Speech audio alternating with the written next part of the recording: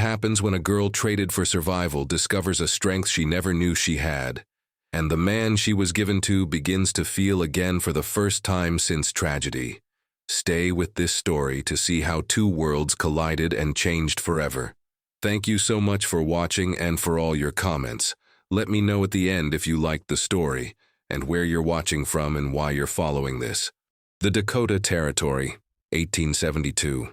Winter's icy grip had taken hold of the plains, and for the McAllister family, it meant another season of hardship. Their small farm on the edge of the territory had suffered through drought, and now they faced starvation as the cold months stretched ahead. Sarah McAllister, 19 years old with eyes the color of summer wheat, stood at the window of their modest cabin, watching as her father trudged through the snow toward the house. Behind him rode several Lakota warriors, their horses leaving deep tracks in the fresh snow. At their head was a man whose presence commanded attention, Chief Running Wolf, known throughout the territory for his fierce protection of his people and his unwillingness to bend to the government's demands. "They're here," Sarah called to her mother, who was tending to her younger siblings. The family had been dreading this day since her father had made the arrangement weeks ago. Her mother's face paled. "So soon? I thought we had more time." Sarah's father, James McAllister, a once proud man now beaten down by circumstance, entered the cabin, his expression grim. "They've come for Sarah," he announced, his voice breaking. "Chief Running Wolf has brought the horse as agreed." "Father, please," Sarah whispered, though she had already resigned herself to her fate. The family needed food, and the chief had offered a strong horse in exchange for a wife. Her father had accepted without hesitation, seeing it as the only way to save the rest of his family. "There ain't no other way, girl," James said, unable to meet his daughter's eyes. "We'll starve otherwise. The horse can pull the plow come spring. It's your duty to the family." Sarah's mother began to weep softly, gathering her daughter in her arms. "You don't have to go," she whispered, though they both knew it wasn't true. "I'll go, Mother," Sarah said firmly. "If it means the family survives, I'll go." Outside, Chief Running Wolf remained on his horse, his face impassive as he watched the cabin door. At 40 years old, he was in his prime, respected and feared across the plains. The death of his wife 2 winters ago had left him alone, focused only on leading his people. He had not sought another wife, but his advisors had pressed him, saying a chief needed a woman to keep his lodge. When he'd heard of the settler family willing to trade their daughter, he'd seen it as a practical arrangement. Nothing more. Sarah emerged from the cabin, a small bundle of possessions in her arms. She wore her warmest dress, patched in several places, and a threadbare shawl that did little against the bitter cold. Chief Running Wolf studied her with dark eyes that revealed nothing of his thoughts. He had expected her to be crying, perhaps being dragged from the cabin. Instead, she walked with her head high, though fear was evident in the trembling of her hands. "This is my daughter, Sarah," James McAllister announced, his voice carrying across the snow-covered yard. "She's a good girl, hard-working and obedient." The chief nodded once, then motioned to one of his warriors who led forward a magnificent stallion. The horse was strong and healthy, worth far more than most would give for a white woman in these parts. "The horse as promised," the warrior translated for his chief. Sarah's father grabbed the reins eagerly, already thinking of the acres he could plow come spring. Chief Running Wolf spoke in his native tongue, and the warrior translated, "The chief says she will ride with Flying Arrow until we reach the village." Sarah was helped onto a horse behind a young warrior. She cast one last look at her family, her mother weeping openly now, her younger brothers and sisters watching with wide, uncomprehending eyes. Her father had already led the new horse to the barn. "I'll be fine," she called to her mother, forcing a brave smile. "Take care of them." The small party turned and rode away from the cabin. Sarah did not look back again, knowing it would only weaken her resolve. Instead, she focused on the broad back of Chief Running Wolf as he led the group across the snow-covered plains. She would be strong. She had no other choice. The journey to the Lakota village took most of the day.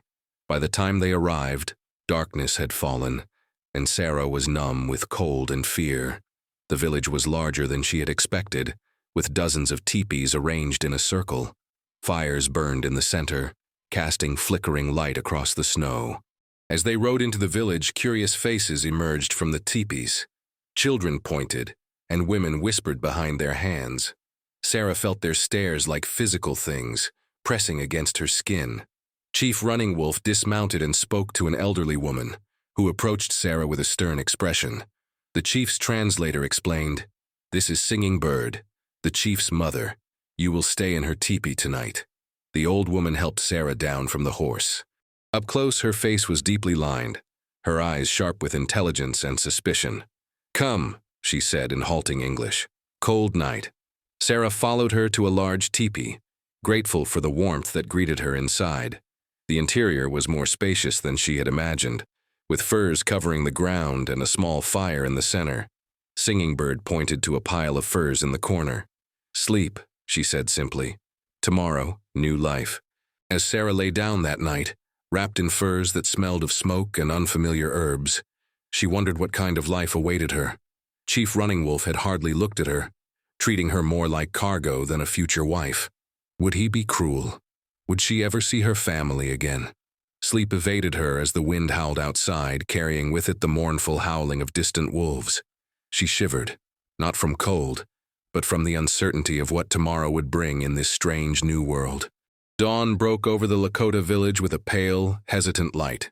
Sarah awoke to the sounds of the camp coming to life, voices calling to one another, the crackling of freshly built fires, the whinnying of horses. For a moment, disoriented by sleep, she imagined herself back in her family's cabin. Reality returned swiftly as Singing Bird entered the teepee. "Up," the older woman commanded, gesturing with weathered hands. "Much work." Sarah rose quickly, smoothing down her rumpled dress. "What am I to do?" she asked, her voice smaller than she intended. Singing Bird studied her with those sharp eyes. "Learn," she replied simply. "Learn ways of Lakota. Learn to be wife of chief." The day passed in a whirlwind of unfamiliar tasks. Sarah was shown how to tend the fire properly, how to prepare the morning meal, which plants were used for medicine. Her hands, already calloused from farm work, blistered anew from the different labors. Throughout the day, women of the tribe watched her, some with open curiosity, others with thinly veiled hostility. Chief Running Wolf was absent, having left at first light with a hunting party. Sarah found herself both relieved and anxious about his return. What would he expect of her? As the sun began to set, Singing Bird led Sarah to a stream that ran near the village. "Wash," she instructed, handing Sarah a bundle of soft deerskin clothing. "Wear these. White woman clothes not good here." Left alone by the stream, Sarah hesitated only briefly before shedding her worn dress. The water was brutally cold, but she scrubbed herself thoroughly, as if trying to wash away her old life. Afterward, she dressed in the Lakota garments, a soft deerskin dress decorated with intricate beadwork, leggings and moccasins that fit surprisingly well. When she returned to the village, Singing Bird nodded her approval. "Better," she said. "Now go to Chief's teepee. He returns soon." The chief's dwelling stood apart from the others, larger and more elaborately decorated. Inside, it was well appointed with finely crafted items, weapons, shields, beautifully tanned hides, and intricately woven baskets. Sarah busied herself preparing the evening meal as she had been instructed, her hands shaking slightly as she worked. The sound of horses announced the hunting party's return. Voices called out in triumph. The hunt had been successful. Sarah's heart raced as footsteps approached the teepee entrance. Chief Running Wolf ducked through the opening, stopping abruptly when he saw her. His eyes, dark and unreadable, took in her transformed appearance. For a long moment, neither spoke. "I've prepared food," Sarah finally said, gesturing to the cooking pot. The chief responded in his own language, then seemed to remember she wouldn't understand. "Good," he said in heavily accented English. "Hungry." They ate in silence, the tension in the air as thick as the steam rising from their bowls. Sarah stole glances at him when she thought he wasn't looking. In the firelight, his features were sharp and proud. High cheekbones, a strong jaw, eyes that missed nothing. There was a scar running along his left temple, disappearing into his hairline. After the meal, he spoke, his English halting but understandable. "My mother says you work hard today." "Good. I want to learn," Sarah replied carefully. "I want to understand your ways." Something flickered in his expression. Surprise, perhaps. "Why?" he asked bluntly. Sarah considered her answer. "This is my home now," she said simply. "I should learn how to live here." Chief Running Wolf studied her for a long moment, then nodded once. "Tomorrow, I show you village. You meet people." That night, Sarah slept on her own bed of furs, separated from the chief by the fire in the center of the teepee. Though no words were exchanged, she felt his eyes on her in the darkness and wondered what he was thinking. Days passed, turning into weeks. Sarah learned quickly, adapting to her new life with a determination that surprised even herself. She mastered the art of tanning hides, learned to identify edible plants, and began to understand fragments of the Lakota language. Singing Bird, while never warm, became a patient teacher. The women of the tribe gradually accepted her presence, especially after she saved a child who had wandered too close to the river. Her quick action in pulling the boy from the current earned her grudging respect, and the child's mother, Rainflower, became something of a friend. "The chief watches you," Rainflower told her one day as they worked together scraping a hide. "Not like before." "What do you mean?" Sarah asked, pausing in her work. Rainflower smiled knowingly. "Before, he looks at you like trade thing. Now he looks at you like woman." Sarah felt her cheeks warm. It was true that something had shifted between them. Chief Running Wolf had begun teaching her to ride properly, his hands steady and strong as he corrected her posture. He listened when she spoke, sometimes even explaining tribal customs without her having to ask. Yet at night, they still slept apart, the fire between them both a physical and symbolic barrier. One evening, as they sat outside the teepee watching the sunset paint the plains in gold and crimson, Sarah gathered her courage. "May I ask you something?" she said. The chief nodded. "Why did you trade for me? There must be many Lakota women who would be honored to be your wife." Running Wolf was quiet for so long that Sarah thought he might not answer. When he did, his voice was low. "After my wife died, heart became like winter ice. Advisors say chief needs wife. I did not care who." He paused, looking at her directly. "But now I think Great Spirit had plan." Sarah's heart quickened at his words. "What plan?" Instead of answering, he reached out, his fingertips gently brushing a strand of hair from her face. The simple touch sent a shiver through her that had nothing to do with the evening chill. "You are not what I expected, Sarah of the McAllisters," he said softly. Before she could respond, shouts erupted from the edge of the village. Riders were approaching, white men on horseback, their intentions unclear but their presence alarming. Running Wolf rose in one fluid motion. "Stay here," he commanded, already moving toward the commotion. Sarah watched, fear clutching at her throat, as the chief and several warriors met the approaching riders. Even from a distance she recognized one of the men, Benjamin Harris, a trader who had often visited her father's farm. What were they doing here? The conversation appeared tense, with gestures that became increasingly animated. Finally, Running Wolf pointed firmly away from the village, his posture unyielding. The white men turned their horses reluctantly and rode away, but not before Harris looked toward the chief's teepee, his eyes finding Sarah where she stood. When Running Wolf returned, his expression was thunderous. "Those men," he said, his English breaking down in his anger. "They come to buy you back. Say your father want a return horse, take you home." Sarah felt as if the ground had shifted beneath her feet. "My father sent them?" The chief's jaw tightened. "Yes, they offer 2 horses now." His eyes searched her face. "You want to go?" The question hung in the air between them. 2 months ago, Sarah would have given anything to return to her family. Now the thought filled her with unexpected conflict. "What did you tell them?" she asked quietly. "I say you are not trade thing. You are my wife." His voice softened slightly. "But choice must be yours." Sarah looked around at the village that had become familiar, at the people who had begun to accept her. Then she looked at the man before her, whose initial coldness had gradually given way to something else entirely. "I don't want to go," she said, surprising herself with the certainty in her voice. "My place is here now, with you." Something in Running Wolf's expression changed then, the ice she had glimpsed in his eyes when they first met finally beginning to melt. Spring came to the plains, bringing with it new life and renewed tensions between the white settlers and the Lakota people. Government agents pressed deeper into tribal lands, making promises they had no intention of keeping. Sarah, now firmly established as the chief's wife, though their relationship remained largely unconsummated, found herself in the unique position of understanding both worlds. "They speak with forked tongues," Running Wolf said one evening after returning from a council meeting with other chiefs. "They say peace with one breath, and speak of taking our land with the next." Sarah nodded, having heard similar sentiments from her father in the past, though from the opposite perspective.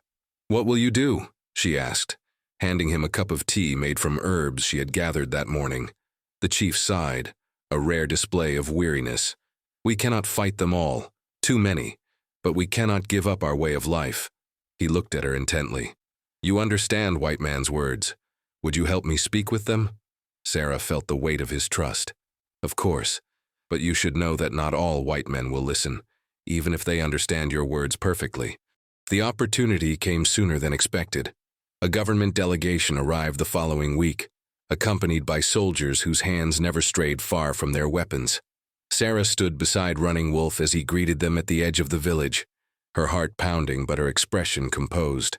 The lead negotiator, a thin man named Crawford with cold eyes and a politician's smile, seemed startled by her presence. "Mrs. McAllister, what are you doing here?" he demanded. "My name is Sarah Running Wolf now," she corrected him firmly. "I am the chief's wife and his translator if needed." Crawford's smile thinned further. "I see. Well, that's actually quite convenient. Please inform the chief that we have a new treaty for him to consider. Very generous terms." Sarah translated his words, then listened carefully as Running Wolf responded. "The chief says he will hear your terms, but reminds you that the last treaty your government offered was broken within a season," Sarah relayed. The negotiations stretched throughout the day, with Sarah faithfully translating but also subtly guiding both sides toward clearer understanding, when misinterpretations threatened to derail the talks. She noticed how Running Wolf watched her with quiet pride, and how the respect in his eyes deepened with each careful translation.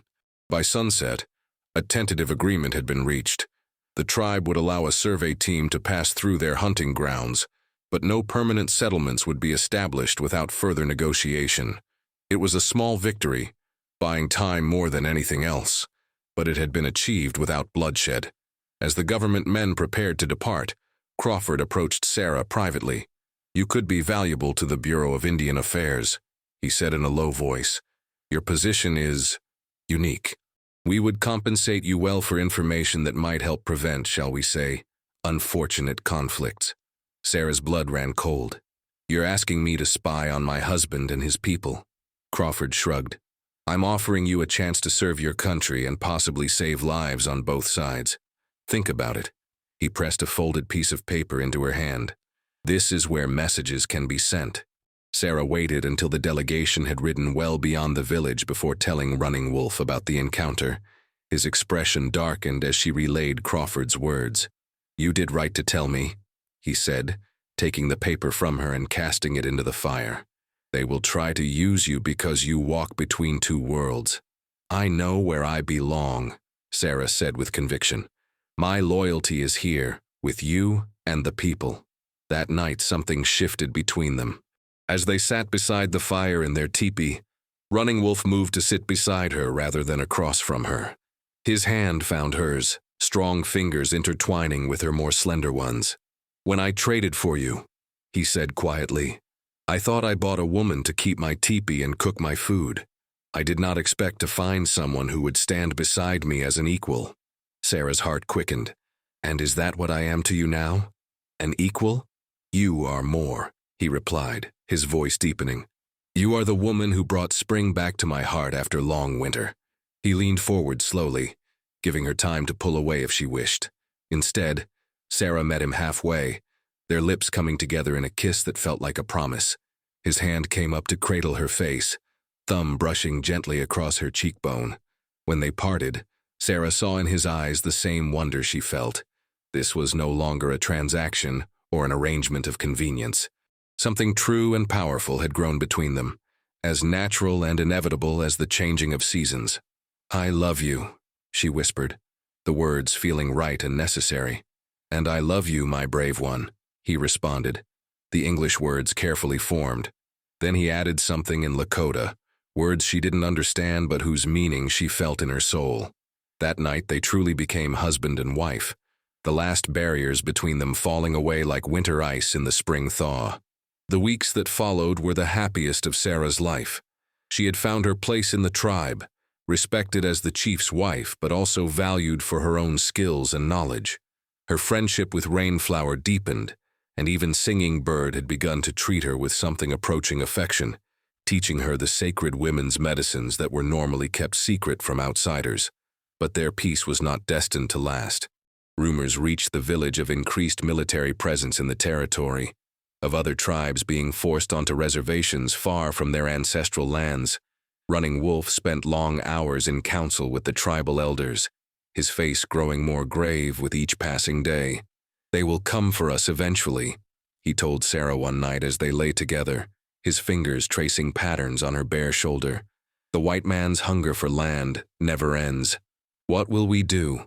she asked, pressing closer to his warmth. "Some chiefs talk of war, but that path leads only to destruction. I think we must find another way." Sarah was silent for a long moment, an idea forming in her mind. What if we could secure a better treaty? One that would be honored. Running Wolf looked at her curiously. "How?" "My father's brother, my uncle, is a lawyer in Washington. He once spoke of sympathetic ears in the government, people who believe the tribes should be treated fairly." Sarah sat up, excitement building. "I could write to him, ask for his help." The chief considered this. Would he listen? "You were traded away by his own brother." Sarah's expression hardened briefly. "My uncle never approved of what my father did. He would help us, I believe, if only to right what he saw as a wrong." "Then write to him," Running Wolf decided. "But understand that many promises have been made to my people, and few kept." The next day, Sarah penned a careful letter to her Uncle Edward, explaining her situation, not as a captive, but as a woman who had found love and purpose in an unexpected place.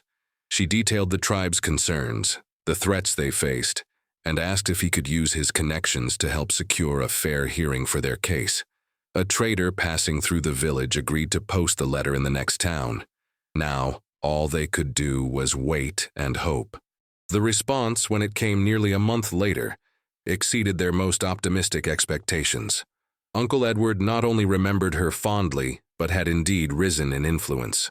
He wrote that he had arranged for a special commission to hear Running Wolf's case, bypassing the corrupt local Indian agents. The commission would arrive within the fortnight. Hope, that most fragile of emotions, began to bloom among the tribe. But with it came danger. News of the special commission had reached those who profited from the current system. The corrupt agents, the traders who made their fortunes supplying inferior goods to reservations, the land speculators waiting to claim tribal territories. One evening, as Sarah was returning from gathering herbs by the river, a hand clamped over her mouth and she was dragged into the trees. Fear shot through her as she struggled against her captor. "Stop fighting, girl," hissed a familiar voice. Benjamin Harris, the trader who had come months ago offering to buy her back. "I'm doing you a favor." He released her mouth but kept a firm grip on her arm. "Your father's been worried sick about you. I'm taking you home." "My home is here," Sarah spat, twisting in his grasp. "Let me go." Harris's face twisted with disgust. "Living like a savage, spreading your legs for that red devil. Have you no shame?" "No. I promised your pa I'd bring you back if I got the chance, and that's what I'm doing." "My husband will hunt you down," Sarah warned, still struggling. "Your husband," Harris sneered, "will be too busy dealing with the soldiers coming to escort your precious tribe to the reservation. That special commission your uncle arranged, it's been canceled. Military solution now." His grip tightened painfully. "Now come quietly or I'll have to hurt you." Sarah stopped struggling, making Harris believe she was submitting. Then, drawing on all the strength she had developed over months of physical labor, she drove her elbow hard into his stomach. As he doubled over, gasping, she brought her knee up into his face. The blow sent him staggering backward, blood streaming from his nose. "You little wildcat," he snarled, reaching for his belt knife. Sarah turned to run, but Harris lunged forward, grabbing her skirt and yanking her off balance. She fell hard, the breath knocked from her lungs. As Harris loomed over her, knife glinting in the fading light. Sarah knew her life hung in the balance. A war cry split the air, followed by the thunder of hoofbeats. Harris spun around, his face draining of color as Running Wolf charged toward them, mounted on his fastest horse, a hunting knife gleaming in his hand. The traitor tried to flee, but it was too late. Running Wolf leapt from his horse, tackling Harris to the ground. The two men rolled in the dirt, locked in a desperate struggle. Though Harris was stocky and strong, he was no match for the chief's speed and skill. Within moments, Running Wolf had pinned him, knife pressed to his throat. "Give me one reason not to kill you," the chief growled, his English perfect in his fury. Sarah scrambled to her feet, rushing to her husband's side. "Wait, don't kill him," she urged, placing a restraining hand on Running Wolf's arm. "He said something about soldiers coming, about the commission being canceled." Running Wolf's eyes narrowed, but he eased the pressure of the blade slightly. "Speak," he commanded Harris. "What soldiers?" Terror had replaced the traitor's earlier bravado. "Cavalry," he gasped. "2 companies, maybe more. Orders to relocate your people to the reservation at Fort Thompson. They'll be here by tomorrow sundown." "And the commission my uncle arranged?" Sarah demanded. Harris gave a shaky laugh. "Overruled. The military's taking charge now. Too many important people want this land." Running Wolf and Sarah exchanged a grave look. If Harris was telling the truth, they had very little time. "Tie him," the chief ordered, sheathing his knife. "We'll take him back to the village." They bound Harris securely and brought him before the tribal council, where he repeated his information. The elders listened with stoic faces that masked their concern. "We must prepare to leave," said Greyhawk, the eldest of the council. "If we fight, many will die." "But where would we go?" asked another elder. "The buffalo are nearly gone. The other hunting grounds are already claimed by other tribes or white settlers." Running Wolf stood, his decision made. "I will ride tonight to speak with Blue Cloud of the Yankton tribe. Last summer he offered to let us join them if troubles came. Their reservation has better land, and the agent there is said to be an honest man." "That's a 2-day ride, even on your fastest horse," Sarah protested. "The soldiers will be here before you return." "Then you must lead our people," Running Wolf told her, his voice firm but gentle. "You know both worlds. You can buy time with words while the tribe prepares to move." Murmurs rose from the elders, some in protest, others in grudging agreement. It was unprecedented for a woman, especially a white woman, to be given such authority. Yet they had all witnessed Sarah's courage and wisdom in recent months. "I will do it," Sarah said, drawing herself up to her full height. "But what of him?" She gestured toward Harris, who sat bound and glowering. "Keep him as hostage," Running Wolf decided. "His presence may give the soldiers pause." As preparations began throughout the village, Running Wolf took Sarah aside. "I have something for you," he said, pressing a small object into her palm. Sarah looked down at a beautifully crafted medallion of polished stone, carved with symbols she recognized as sacred to the tribe. "It's beautiful," she breathed. "It belonged to my grandmother, who was also a woman of great courage," Running Wolf explained. "It will remind you that you carry the strength of our ancestors, even when I am not at your side." He cupped her face in his hands, his eyes memorizing every detail. "I married you for a horse," he said softly, "but I would give all the horses on the plains to keep you safe now." Sarah's eyes filled with tears. "Come back to me," she whispered. Their kiss was fierce and desperate, a promise and a prayer combined. Then Running Wolf was gone, riding hard into the gathering darkness, while Sarah turned to the monumental task before her. The night passed in a flurry of activity. Tipis were dismantled, possessions sorted.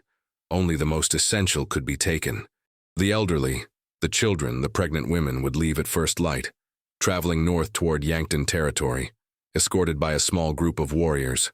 The rest would remain with Sarah to face the soldiers, buying time for the first group to put distance between themselves and the cavalry. Dawn broke clear and cold. Sarah watched the first group depart, including Singing Bird, who had embraced her with unexpected warmth before climbing onto a travois. "You are daughter now," the old woman had said firmly. "Come back to us." By midday, the remaining Lakota had transformed the village. Many teepees were left standing but strategically repositioned to create the impression of a full encampment. Campfires burned, tended by the remaining women. Warriors positioned themselves discreetly, not to fight but to protect if necessary. Sarah donned her finest dress, adorned with the intricate beadwork that signified her status as the chief's wife. Around her neck hung Running Wolf's medallion.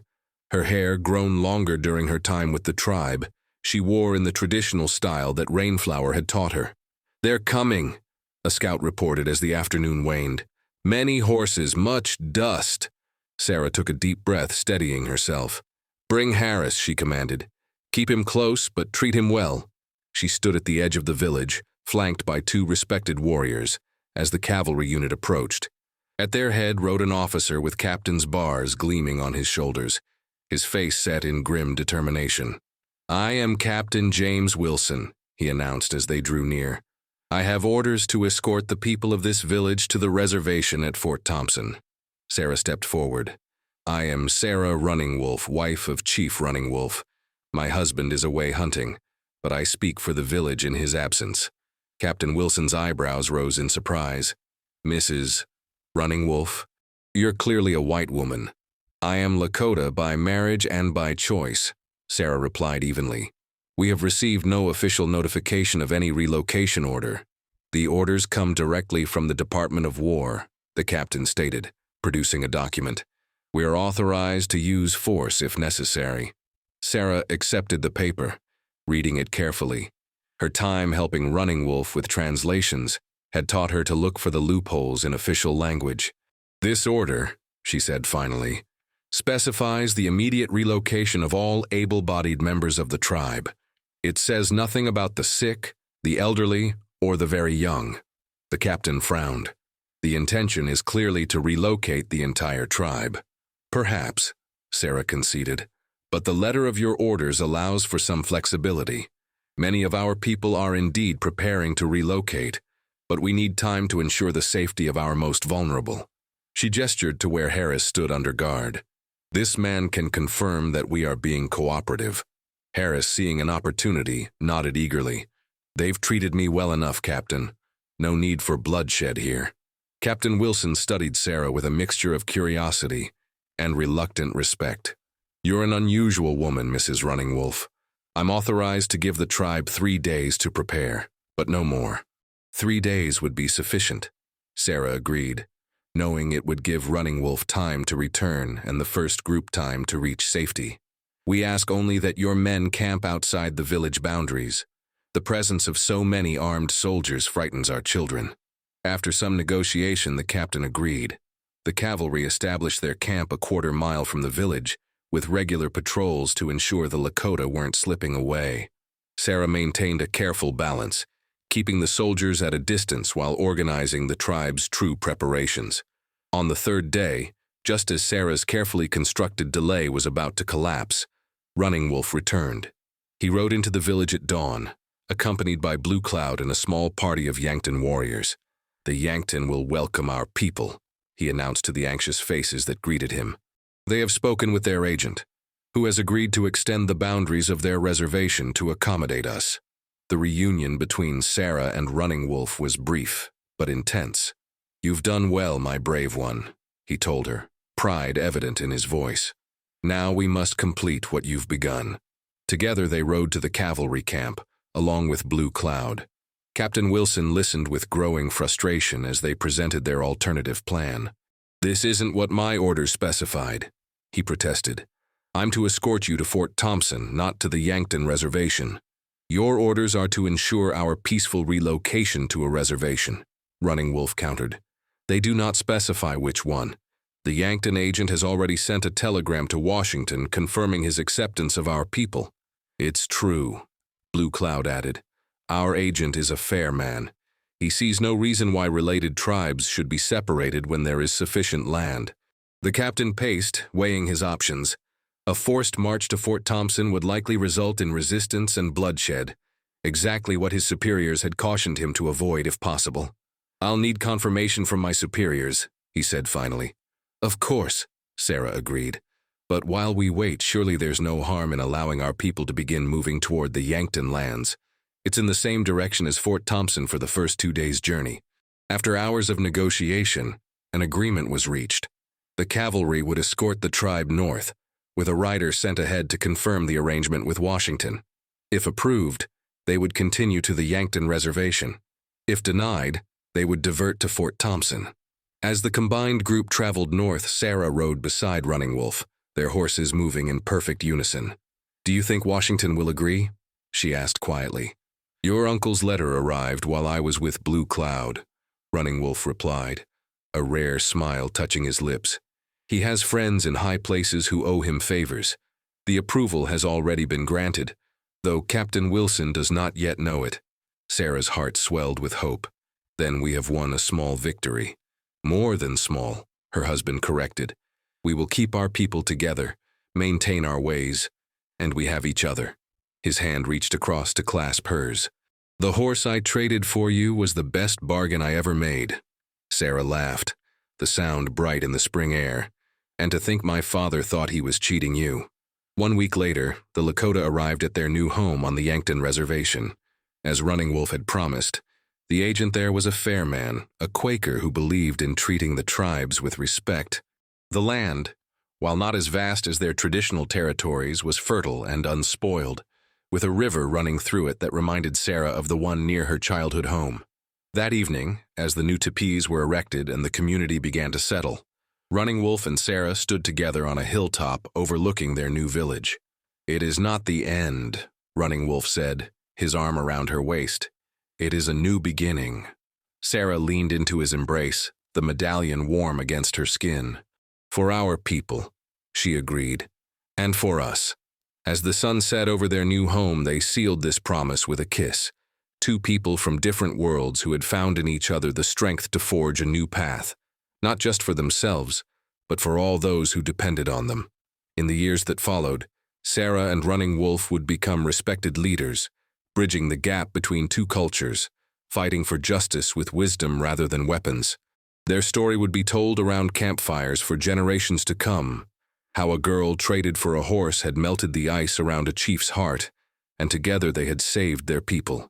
But in that moment, as twilight gathered around them, they were simply a man and a woman in love, standing on the threshold of a future they would build together, one day at a time.